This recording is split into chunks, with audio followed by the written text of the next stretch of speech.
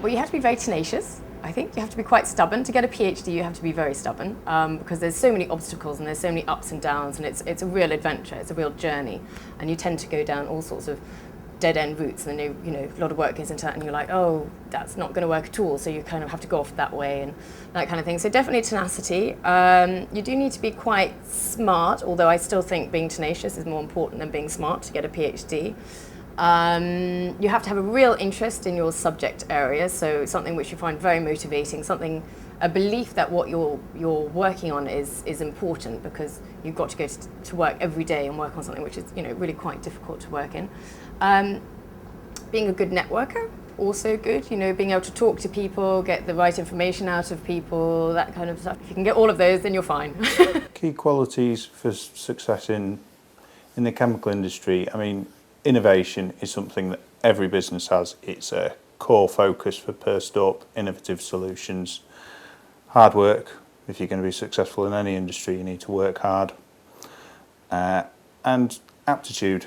If you have an aptitude for science, you will enjoy doing it, and therefore you'll be hardworking and innovative. So all three, very useful. In this industry, as an engineer, in my role in particular, I think you have to be quite adaptable and flexible to ever-changing situations. That's quite important, because the job is quite spontaneous. We sometimes call it firefighting. So you can be reacting to any situation, and you have to be able to adapt and to be flexible to different changing situations. Problem-solving skills. You get faced with a problem, you've got to decide which way to solve it fairly quickly in some cases. Other times you have a bit of a longer time to think of a solution. Analytical skills, because when you're placed with the problem, you might not necessarily know what it is straight away, so you've got to look at all your different data, analyse what's going on, and then isolate what's going wrong or what can be improved. The key personality traits that would make someone successful in research are application is actually a very big one of them, so just being very motivated and committed to the scientific problem.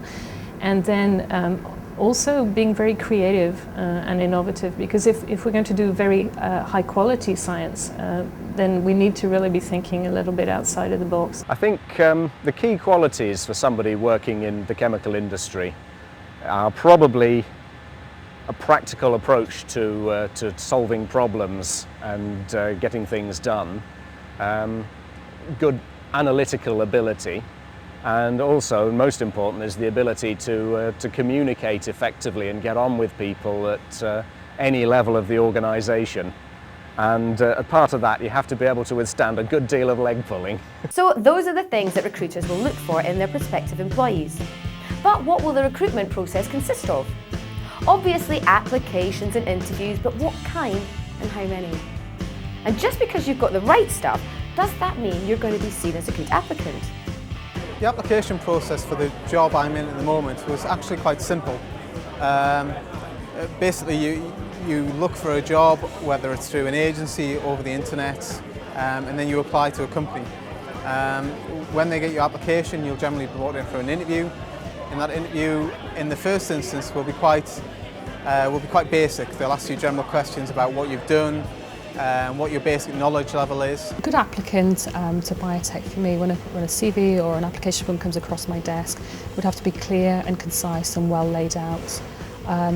We do like handwritten cover letters to look at the standards that people have. It's just got to be clear and concise and very structured CV. As graduates, or looking specifically for a graduate placement, there are a number of hoops that you have to run through. There's the obvious online application form, in many respects a first interview, followed up by a second interview, and ultimately an assessment centre.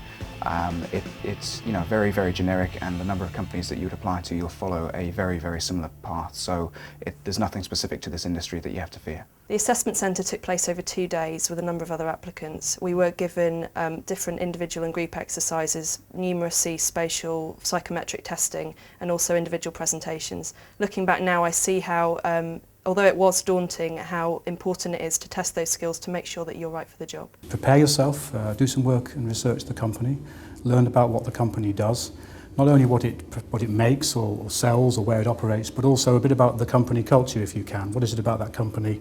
How do they operate? How do they like to do business? Potential is the key thing. Often when they are recruiting you at an assessment centre, they're looking for what you might be in future, what you could be in future, not what you are now as the raw graduate. Author and futurist Aldous Huxley once wrote, "Experience is not what happens to a man, it is what a man does with what happens to him." In the world of work, experience is one of the most prized possessions out there. Most of the people that enter the job market these days will have a degree of some sort behind them, as well as a raft of GCSEs, so experience may well be the only way to tell candidates apart.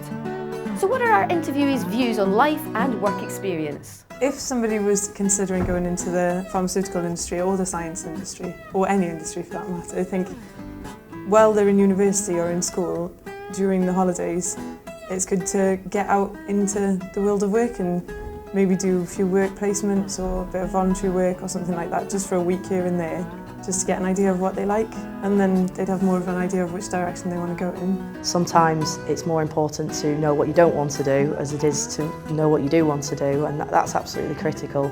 I think the only way of doing that is by getting practical experience of meeting people and finding out what they're doing as jobs. It's relatively important that people have had some experience. It's useful in that it gives them maybe a head start in the organisation if they've worked in an industry before, in an industry setting. They're probably a little familiar with what is required, and therefore it gives them a little head start in their career. I think it's interesting to look at the life experiences that people have had before they've joined the group. There is this sort of interesting correlation I've noticed between people in the group who like to have fun and those who get the most joy out of the innovative bits of the science and the research that we do. It isn't necessarily the case that people have to be wacky and bungee jump and do crazy sports in order to enjoy science, but sometimes that hunger for a different experience can translate into a hunger for knowledge, for a hunger of different aspects of science in a very, very healthy way. Life experience is what I really need in here, because this industry, the sector I'm in, which is the clinical trials industry, is all about dealing with people. It's not about dealing with a molecule sitting on a bench working on your own in the research laboratory. It's about dealing with clients. We are service providers. Life experience shows when somebody's dealing with another person. They're not going to get the response they always want from the person. Somebody who's got some experience of life will be able to interpret that and understand that that person's expectations may be different. You've got to bring them into a line together before you. That is really important. Well, it's not essential to have done work experience in the coatings industry, but one thing that we do find is when people have done work experience, they want to come back. So as a taster, it's fantastic. We think that when anyone's come and seen what actually goes on, that they'll want to join that and form part of their career. A wise man once said, "Many receive advice, few profit by it." Which kind of begs the question, why didn't you just keep it to yourself then, matey? He's got a point though. Good advice is as rare as a beard trimmer in an Amish barbershop. So best listen up when it's coming your way, which is right now. I think the important thing to remember is that the career is in your hands. Of course, there'll be people along the way who can offer you useful advice, but at the end of the day, it's you who will make and shape your career. So I'd urge you just to bear that in mind. Actively look at the companies that you're applying to, get an understanding of what it is that they do and what the culture might be like, because you are going to be working there, and it's important, whatever job it is, that you actually enjoy waking up every day and going to work. It's those people that you're going to be working with, it's those brands, products, whatever it is that you're going to be doing. So do some research, enjoy it, and at the end of the day, if it's not for you, you can walk away. It's not a jail sentence. You go with your interests in the first instance. So for me that was geology. So you can take that forward and you can go in any number of different directions within that interest level, and you need to just work out what's right for you. You don't have to do that at A level, you can do that at degree level. You don't have to constrain yourself. You've got to have an interest and an aptitude for it in the first place. You've got to have enthusiasm, you've got to be creative.